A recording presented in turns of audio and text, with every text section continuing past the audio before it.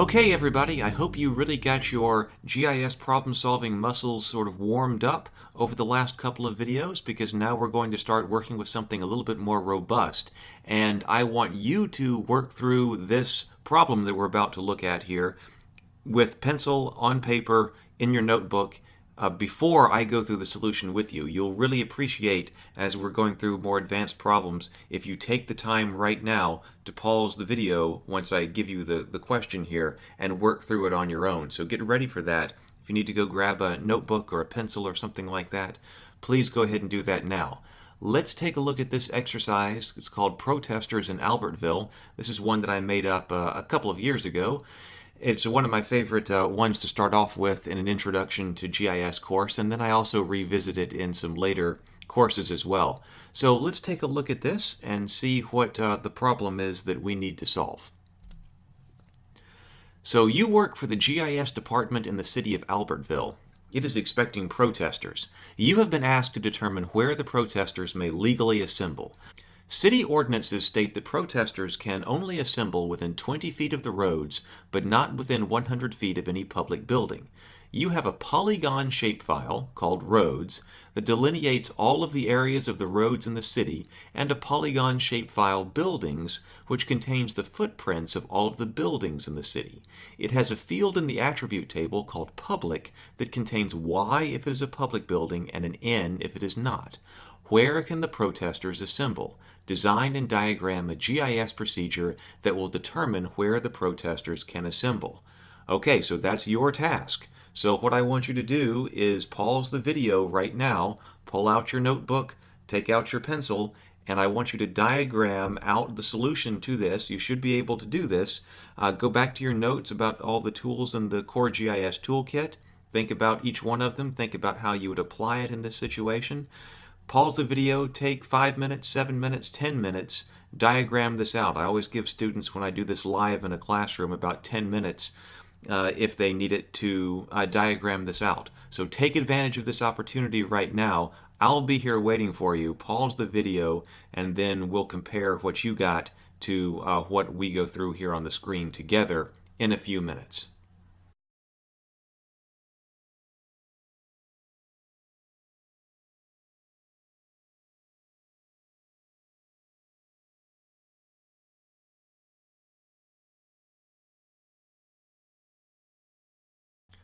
Okay, I'm back. I really hope that you took the time to diagram this out for yourself. Give it a try so that you can compare it to what we're about to go through. So here you go. Let me step through this problem with you, and we'll see how well you did.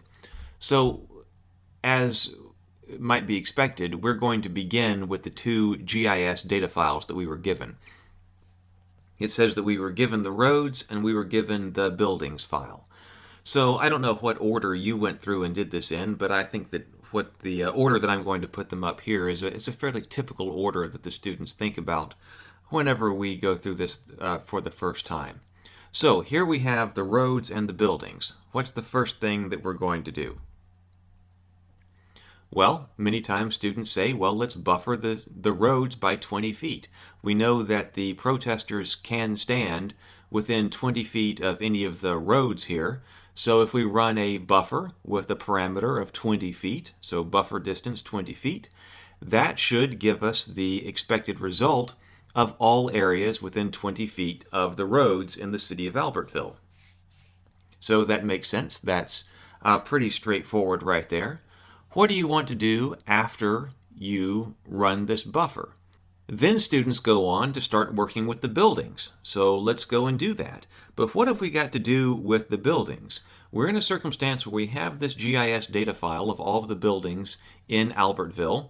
Not all of them are public buildings. Some of them are public buildings, some of them are not. And our parameters, our specifications for where protesters can assemble only has to do with being around public buildings. So we need to be able to extract, we need to be able to select from our data file right here the public buildings. So when you were working through that, you saw that, okay, we've got some information in the attribute table about whether or not a particular building is a public building or not. I hope you immediately thought, oh, selection by attribute.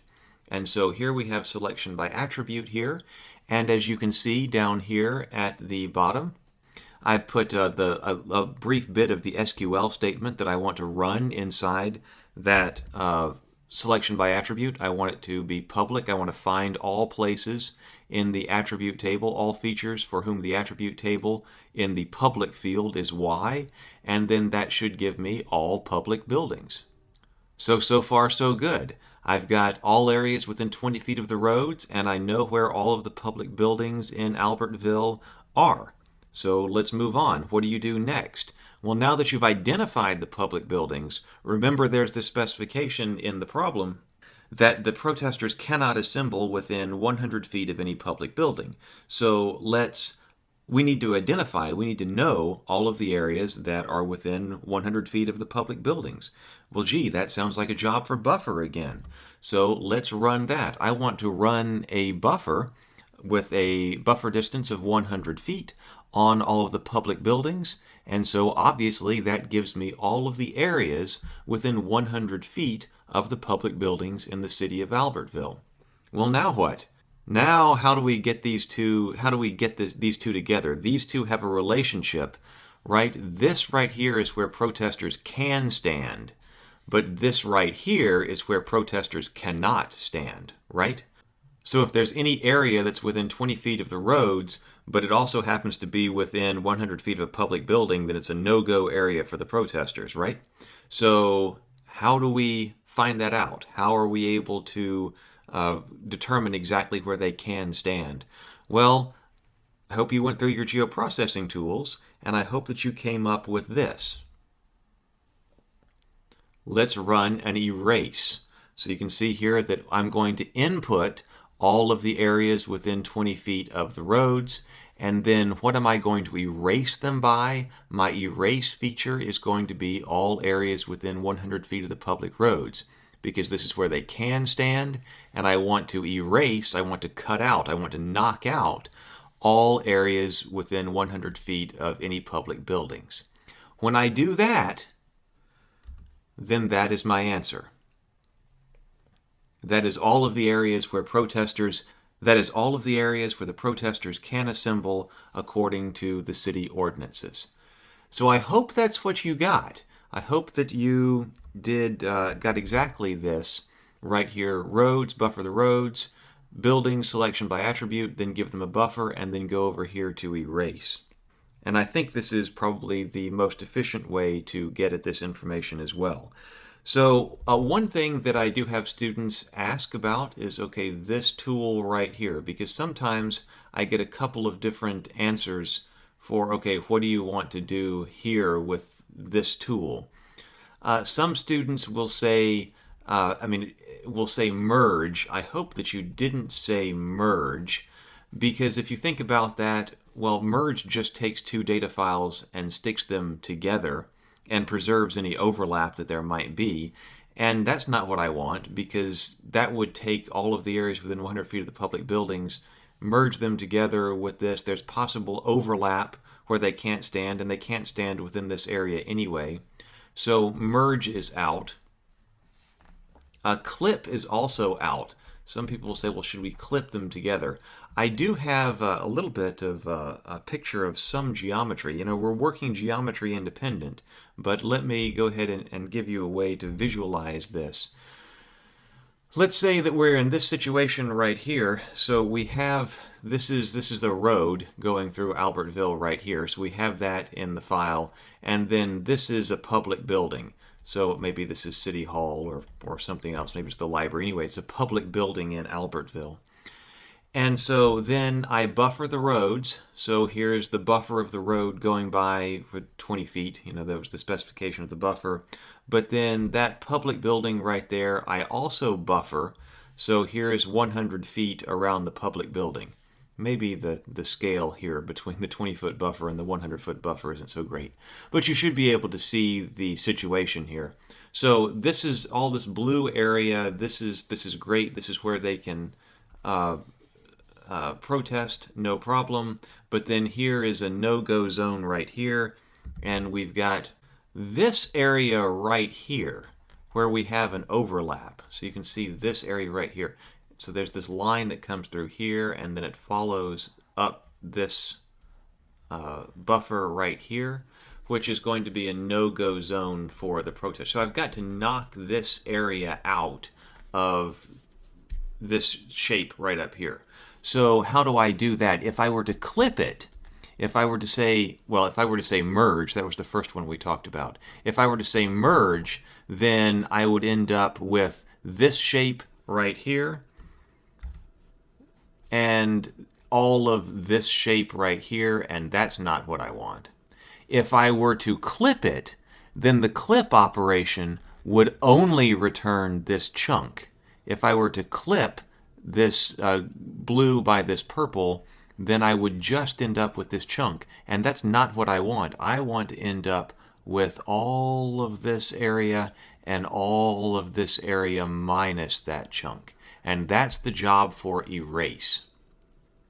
So merge would give me all of this, clip would give me just this, erase is the one that gives me all of this. If you thought clip, hopefully you kind of thought through it and then said, oh no, wait a minute, I need sort of like the inverse of clip. I need to do something that's kind of the opposite of clip.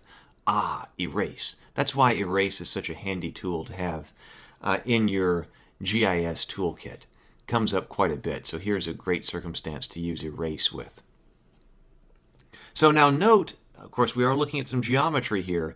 Note that these diagrams, as I said, are geometry independent, but yet here we are looking at some geometry. I don't know what the geometry of Albertville looks like, and I don't care, because I have the procedure, and so all somebody has to go and do is give me that file for all of the buildings, and then give me the file for the roads, and then I will execute the procedure, and I will get the answer. I have no idea if this circumstance even occurs in Albertville. Maybe there are no public buildings that are this close to the road. For instance, I don't know. Maybe I have no idea what the geometric configuration of the city is. But for the procedure, my purpose, my procedure, I don't care. But I do have to think about, now what do I want to happen? So this is the kind of situation that I have to think about. What do I want my procedure to do? How do I want the computer to handle situations like this if it encounters them based on the geometry, the actual geometry of the city? So that's what we're thinking about. Then we'll have the computer run the methodology and it'll handle all of the situation with the geometry for us, whatever it actually happens to be. I do want to show you one other thing.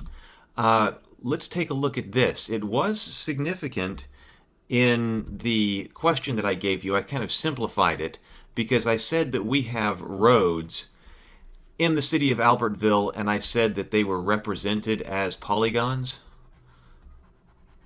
in our data file, and that is significant. I simplified it for you. So the particular kind of representation of the features that we have, the particular geometric representation, can influence our analysis in the following way. What if instead of roads represented as polygons, what if I had sort of more traditional representation as lines? So maybe I have this right here. This yellow line I have going across the screen here is intended to represent a road in the city of Albertville, and maybe this line is the center line of a street. Okay, so what if I were given that? Well, would my procedure work? No, it wouldn't, because my procedure is sort of designed to have a polygon file that shows me where is the boundary of the road. You know, roads have pavement, they've got area. The protesters can stand within 20 feet of the roads. They're not talking about within 20 feet of the center line of the road, because if I buffer this right here, so here is the center line, and if this is a 20-foot buffer, so I'd have 20 feet on both sides, I'm probably skimping the protesters, or I am skimping the protesters of some protest area, because if this is the road right here, then I don't want to buffer it from the center line. They're not going to be standing in the street, or probably not, and they can stand, this area, and that distance is a lot less than 20 feet because my buffer is going from the center of the road out here. So here in this circumstance, the geometric representation of the roads is going to influence the my procedure here and the answer that I get. So I want to be sure that I'm aware of this. How could I fix this? Well, I mean, first of all, I would want to be certain that I do have a road representation, a polygon representation of the roads, and it might even be more sophisticated than the just looking at the pavement of the road. You know, we talked about how there may be legal definitions of the road which are even broader with, you know, the easement and so forth on each side of the road. So it may be even broader than that. I might need polygon files that show the legal definition of the road as far as the city is concerned, and then buffer out from there to make sure that everything is squared away.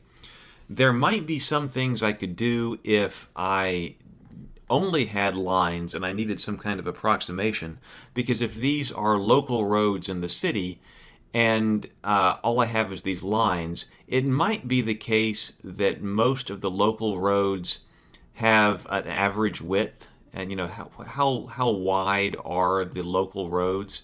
And so if I knew that about the city, where I'm a GIS analyst according to this exercise, I'd probably know what the thickness is or the width is of the typical local road. And so I might be able to approximate the polygon geometry of the road, the aerial extent of the road, by taking the line file and then buffering it by half of the distance that is the width of the road, because then it will go half of it, you know, over here. It's the buffer distances on each side. So then it would give me something that approximates the geometry of the road. As far as aerial extent, maybe. So, you know, I simplified it here, thinking about different things. I simplified it for you when you were going through by just saying, look, you've got the roads represented as polygons. That's exactly what you need. But this is one of the reasons that I like this question as well, because it's, you know, pretty straightforward. It uses erase. You have to, you know, multi-step. But then we also get to think about here at the end issues of representation and how that might influence this question that we've got. And that's very important. I hope that that you may have thought about that when you were diagramming out your procedure. I hope that you did, but if you didn't, that's okay. I think that I hope that you see what's going on now and why the representation that we use is so important when we're answering questions and solving problems in GIS. Okay, well, that's exercise 1 that we're doing together. I've got another one for you, so we'll go on and take a look at it in the next video.